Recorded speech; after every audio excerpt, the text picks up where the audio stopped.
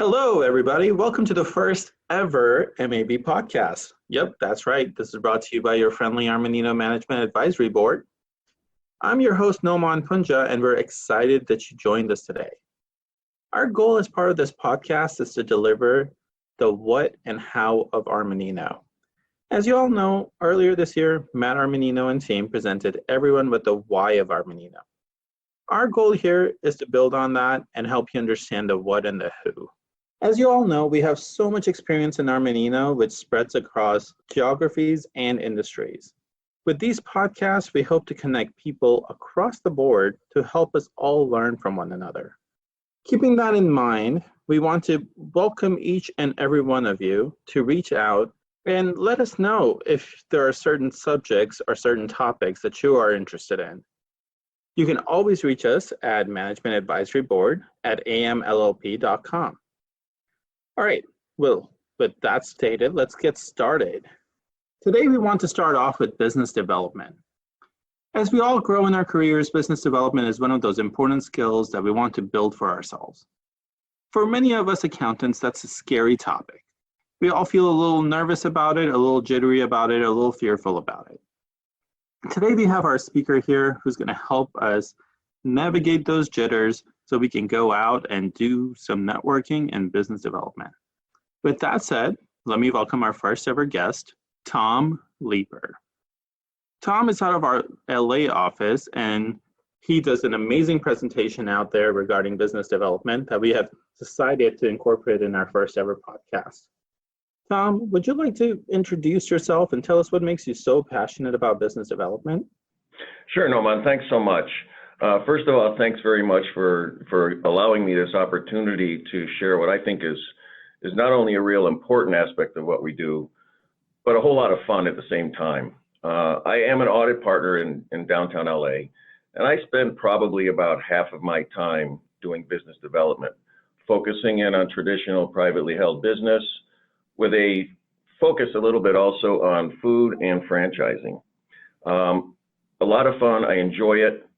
And I think one of the reasons I really enjoy business development is it allows me to fulfill my passion, and my passion is to constantly learn. And I think all of us have that same passion. And I'm looking forward to sharing some more of that with you in the next few minutes. That's great. No, thank you. Thank you for that. So with that, Tom, let me just ask you, for those of us who are starting out in networking, starting out in business development, a lot of us have this nervous feeling, this fear that, hey, we can't do it. This is something, people who are already extroverts they're great at it, but we can't do it.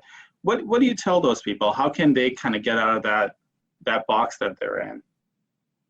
Well, believe me, I was in the same spot too. I've been doing this a long time, but one of the reasons I got over that barrier is when I came to the realization that we already are doing this. We've done it from the time we were born and we were a baby and we cried and got our toy. We were selling our folks. Basically, we've been doing it every single day. And so once I kind of get that fear and that four-letter word sell or sale out of the way, it helps people venture into this area with a lot less trepidation. That's great. So instead of sale, what word do you use? What do you think how should people be thinking about it? Learning. We're all capable, we're all here because we want to learn. Some of us want to learn through studies, some of us want to learn through people. In my case, I feel like I have a good foundation in accounting, and my passion is business. And the best way for me to learn accounting or business is to talk to people. And thus, business development was a natural outlay from that. And in talking to people, I'm talking about talking to the community, talking to clients, talking internally to peers, talking to managers, talking to partners. I've never learned much by listening, or I've never learned much by speaking, but I've learned a lot by listening. And I have that passion every single day. Okay, so is that something that you do? So first time you meet a prospective client or just anybody, what are the first few things you do? Like, how do you approach them? What are the first few things you do? Do you just ask them questions? Like, what's the best way you find to kind of learn more about them? Assuming it's someone I've not been referred to before, where I might have some advanced knowledge, I start asking questions. And I usually do it from a social side. I don't dive right into technical aspects. There's a reason I'm meeting this person, and I want to be interested in the person that I'm meeting, the person sitting across the table. What interests them? What are their passions? What's fun for them? What are their hobbies? It's much like when I do interviews on campus. I want to find out the person across from me, what do they like to do for fun? That tells me a lot about the person. It gets people comfortable. People love to talk about themselves, and the more they talk about themselves, the more I can learn. And Yeah, it creates chemistry between us, and it makes it easy to have that dialogue. that's great. Yeah, no, I know I love talking about myself, so that's perfect. So when We you're all meeting, do. right, I know. So when you're meeting these people, and what's the best avenue that you've found? So I know oftentimes you get referrals, which is a little easier because you've already kind of know the background. But then, as we're trying to build out our network and meet new people, there's various ways to do it, right? Meeting one-on-one, going to networking groups, doing industry groups, or just, what's been the most successful for you and why? Well, I think the core principles of business development apply to all of us, especially the audience listening to us today. And those two principles are to be really good at what you do and want to learn more. And in being really good at what you do, we're doing that. We're doing our job every day. We've convinced coworkers that we know what we're doing, or we wouldn't be scheduled on a job. So the best thing you can do is get your knowledge level up to the highest possible. Second thing you can do is build a network. And you're starting that right from the day you start in your profession. You're networking internally. Once you get a little bit of comfort, you're going to be networking with clients as you're meeting with clients. And through the clients, you then have the ability to network through their contacts because you have something in common. I always like to meet new people that I know I have something in common with, so there's a way to launch a conversation. But it's the two core principles in my mind. It's learning and doing a great job and wanting to learn more.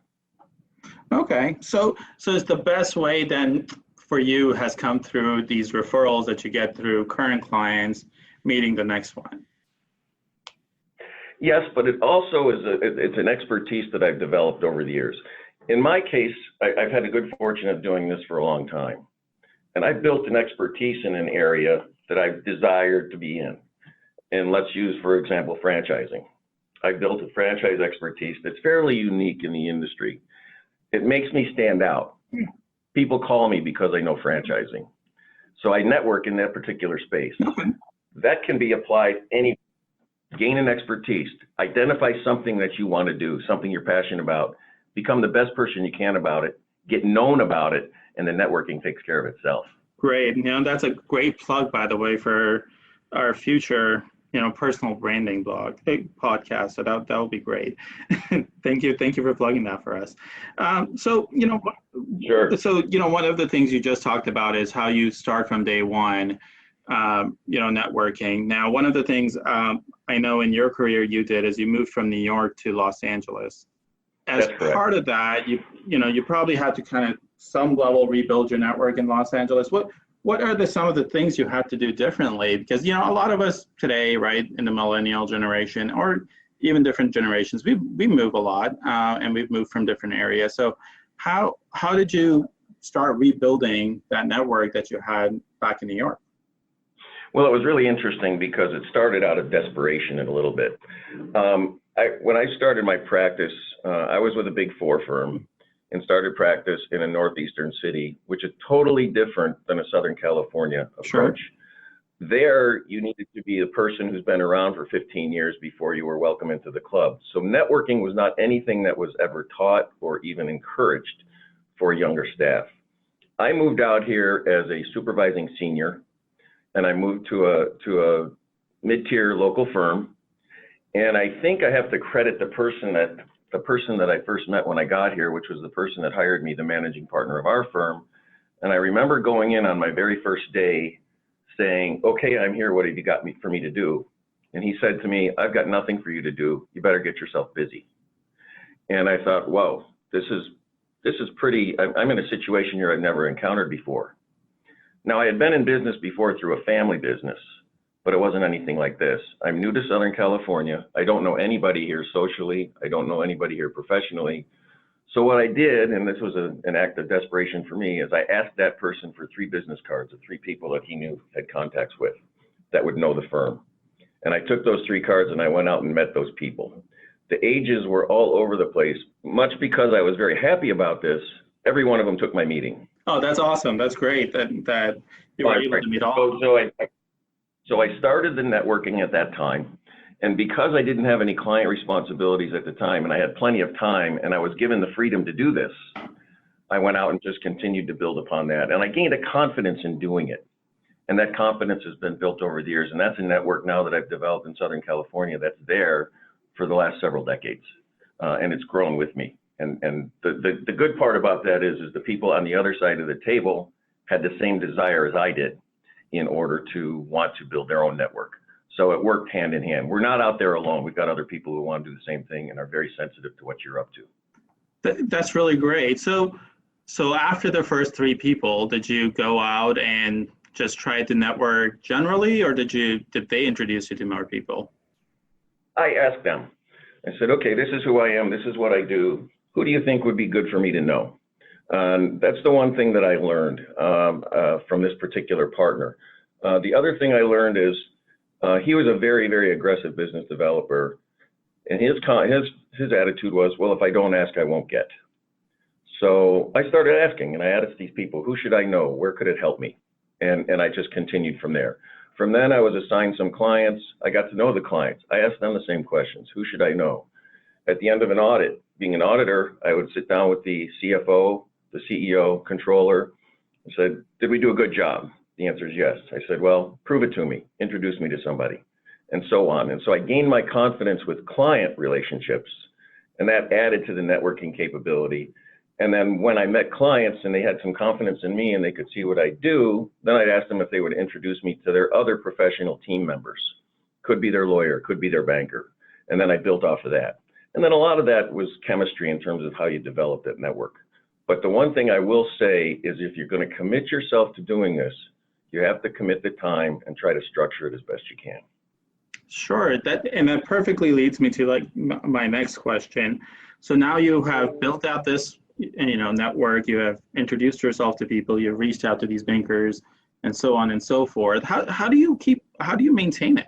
So how do you keep in touch with all these individuals that you've now built up a network with? Well, as you know, Naman, most of us are, being accountants, we're spreadsheet people. And we love to keep spreadsheets. We love to keep that Excel spreadsheet and see the results of our efforts. At the beginning of every year, I budget myself meetings. My effectiveness is by having meetings. And I budget the number of meetings I'm going to have internally with staff, internally with partners, externally with clients, prospects, and referral sources. I budget that. And then I record every single meeting that I have. And within that meeting, I record what was discussed. At the end of every month, and my goal is, and it's pretty heavy, but I'll have anywhere from 20 to 30 meetings a month. And at the end of the month, I'll review that and continue to review back just to see, number 1, who's been active, number 2, who do I owe a referral to, number 3, who owes me a referral, and number 4, is there something here that I can help these people with? And this adds itself not only to new business opportunities externally, but it also adds to the collaboration that we're doing internally by meeting with people internally. But for me, it really became effective when I started actually scheduling and budgeting this and actually creating the spreadsheets. Now, I'm not telling everyone in the audience to go do 20, 30 meetings, but maybe what you want to do once you decide the kind of path you want to take is you schedule 1 activity a month or 2 activities a month and record them and get yourself into the discipline. Because I'll say this, when I miss recording something in that book for several days, I now become accountable myself and say, you're falling off the wagon here, you got to get back on and get going again. And so that's helped me a great deal. It's kept me structured and accountable to myself. Sure. Yeah, no, that goes with the saying, right? If you don't track it, you can't hit a goal, right? You have to be able to track a goal for you to be able to hit them all the time. No, that's great. So So generally, your spreadsheet will track who who you've met, who you want to meet, and what you owe to individuals. So, so my next question is, one of the things you kind of talked about earlier, and this kind of goes to the plugging of the next podcast we're planning to do. It's about personal branding. So, could you talk a little bit about why do you feel that's important today, and what are some of the ways like you kind of got started? I think it evolved for me. It evolved by doing a number of things and getting involved with a number of businesses, meaning through clients. But I think what's really helpful, and this is something that I advise to staff of all levels, one of the things you want to be successful is you want to set yourself apart. You want to be the best at something. So if you want to be the best researcher for lease accounting, you want to be known to be the person that somebody goes to. So in my case, being a general auditor for privately held companies, it's really, really hard to have an elevator speech to basically say what makes me different than the guy in the next firm that does the same thing. And I think that's what helped me evolve into this franchising thing. And what it was now I can tell people, yeah, I've got a specialty in franchising. And the truth is, most people that are walking the street know somebody that has something to do with franchising. They've all visited franchises. They may know somebody who owns one. They may know somebody who's interested in one, but it gives them a reason to call me. So I've advised managers and seniors alike at times when they ask me the question about how do I advance, I said, try to become the go-to person at something. You got to love it and you got to want to know everything about it and then devour it and spend your time focusing in on that. And that basically sets you apart from the next person, which gives you an advantage when you're going out and doing your business development. You got something to talk about. You've got an elevator speech, and it's really important. That's great. So I guess the first homework everybody has is to go prepare their elevator speech and then go get 3 business cards. Yes, and then refer me to whatever franchise they're going to go when they have their yogurt today. Okay, perfect. Yeah, for sure. Well, thank you, Tom. We really appreciate you taking your time out today to talk to us and giving us this advice that'll help all of us get started on our networking and start building up some level of business development. Is there any parting words you would like to share before we log off? I would. I encourage everybody. There's a lot of, we have many people and many top level professionals in this firm at all levels. I encourage everybody to go ask. Don't wait to be told. Go ask if you're interested. My door's always open. I love it when people come in and ask me questions about this area. It's an area that you could probably tell I'm very involved with, I'm very passionate about. And any way I can help, whether it's going out on a visit with you, whether it's offering to have you come on a visit with me, I'll do that every time I can. So yes, please ask and please be interested, but do it because you want to.